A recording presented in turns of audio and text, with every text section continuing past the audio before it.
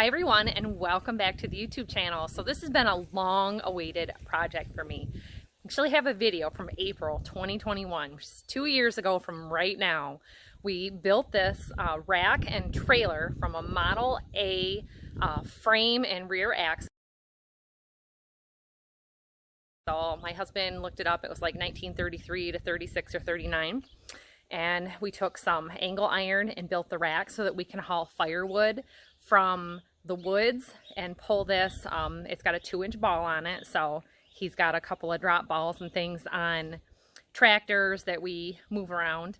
And we just recently, our last video, put a hitch on the car because we use this car as a truck. And if you've seen before, it's an 05 LeSabre.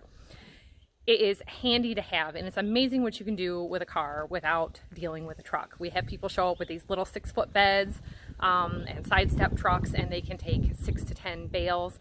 A lot of them don't want to stack too high, so we've been doing more hay deliveries locally. So when we built this, we built it using some old tires off of the front of the tractors. They're 6 by 16. And they're tractor tires, so they're not made for high speed. We took it out on the road. This has 0 suspension on it at all. So we made sure we greased the receiver, greased the ball, made some adjustments to the ball. Just, you know, local, maybe a 5-mile drive. Rattly. The rack is on really tight, but I still wanted, just to make sure that if we hit bumps, it's springtime, so there's pits in the road, that won't slide off. It's just pinched on. Eventually we thought we would put some anchor bolts here, lag bolts, but we have the tie downs, so this was a good way to do it right now with the tie straps, and they were just the perfect length. Right now this is loaded with 14 bales, 3 across, 2 high, and I can go another 3. So 21 bales in a load is pretty respectable. A lot of our smaller hay sales are 25. I can fit 4 bales in the trunk. I can fit 3 in the back seat. And if nobody else is with me, I could even put 1 in the front. It makes a mess of the car. So the idea is go ahead and use the trunk with the carpet removed, then you can just sweep it all out. But this has been a handy little thing. He just built it all up. I'll put a link in the description below or a card up above of the video of making this. But this was made from nothing, and we just literally had some treated 4x4s on hand and some 1-inch or 3/4-inch deck boards. This is a great idea for a small homesteader if you're having to bring hay or anything into your farm, because we can use this to move lots of things around.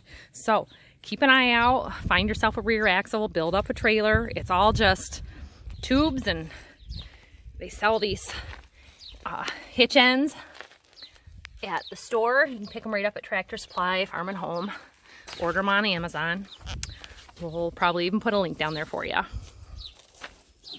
And the nice thing is, once it's unloaded, it's light enough, of course you need air in the tires, that you can just disconnect it and move it to where you want. A lot of people have trouble unhooking trailers. So for me, if I'm going back and forth, if I get in a tight spot, once it's unloaded, I can unhook it if I start having trouble. Now, if you refer back to the video, you see we cut the corners on this because you don't have a super long tongue on there.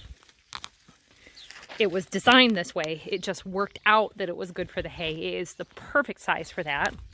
You just want to make sure that you've got enough turning radius. And we took it for a test the other day, like I said, and we turned it pretty sharp, and he said I still had plenty of room. I wasn't having any trouble interfering with the car. So with inflation, I don't know what it would cost to build this from scratch, but you can pick up things like these axles on farm auctions or Craigslist, Marketplace. There's OfferUp and Macari. There's just all kinds of sources for getting things. You know, maybe even just off of an old truck. We actually turned our Ford truck, the box, into a trailer to be able to use for hauling shingles and things like that that needed the box for it.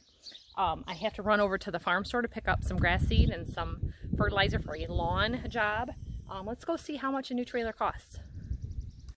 I said you could get that end at the store. We're at Menards right now. That's $23.99 for the trailer coupler with 2-inch and $22.99 for the 1 7/8 inch ball. course, you can have blocks and everything. I don't think anyone's going to steal it. But we're picking up the standard trailer light kit. This was $40 at Harbor Freight.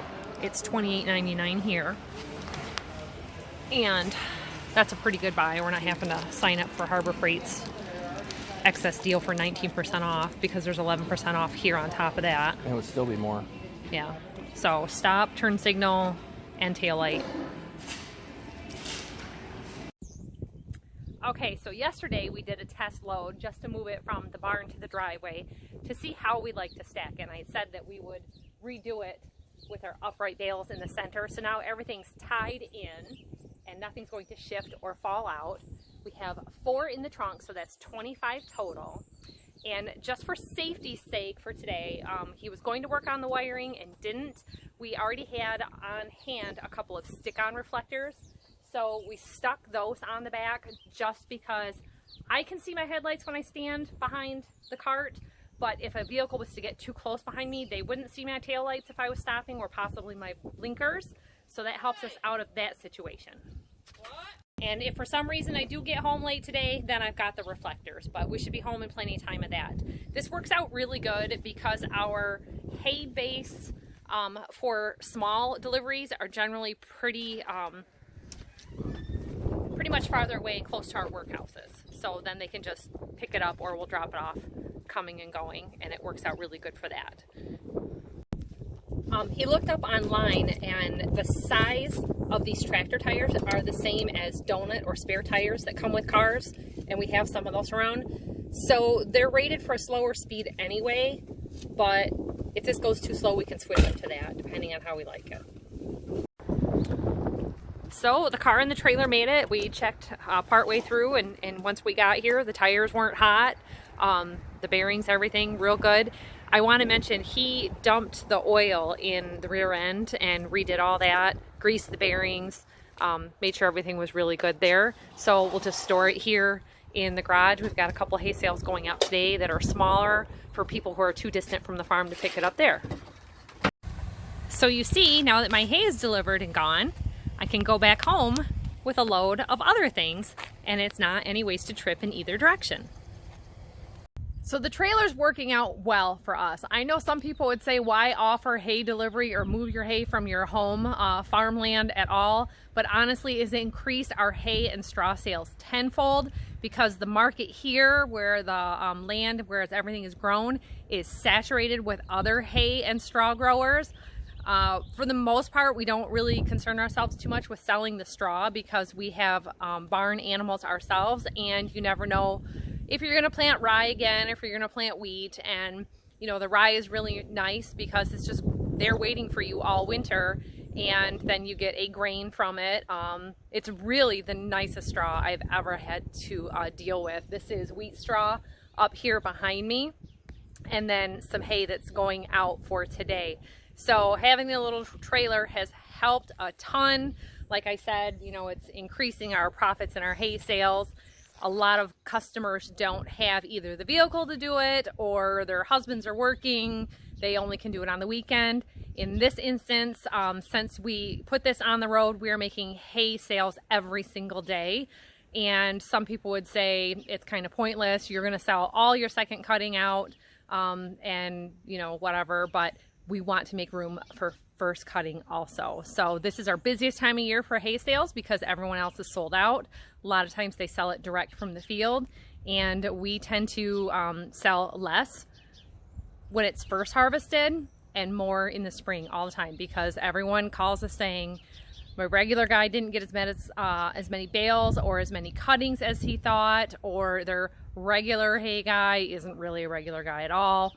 And they can't get to the auctions, or the auctions aren't getting supplied. So, and that was the case with us. It was getting too hard to go to the auctions weekly. If it gets uncovered for any reason, or rained on, or the weather's bad, you don't get the price that you should be getting for your hay and straw. So the local deliveries this way are working out fantastic for us. So try this idea of building a trailer. I did get by a farm store, and you know, you can't get in a trailer for under $1,000. He looked at one that was on clearance at a nearby trailer sales. I don't know, it's about an hour away from us. It was $3,500 basically for a clearance trailer. I think it was 4x7 or 5x8. $3,500 is just too much to spend. He did tell me all the lumber that we had into this, we actually already had on hand, stored in our rabbit shed for another project, so this will just get replaced. Really great for us because the lumber prices are still coming down. So that's it for this time, everybody. We'll see you on the next one. Thanks for watching. Remember to like and subscribe, and we'll see you next time. Bye-bye.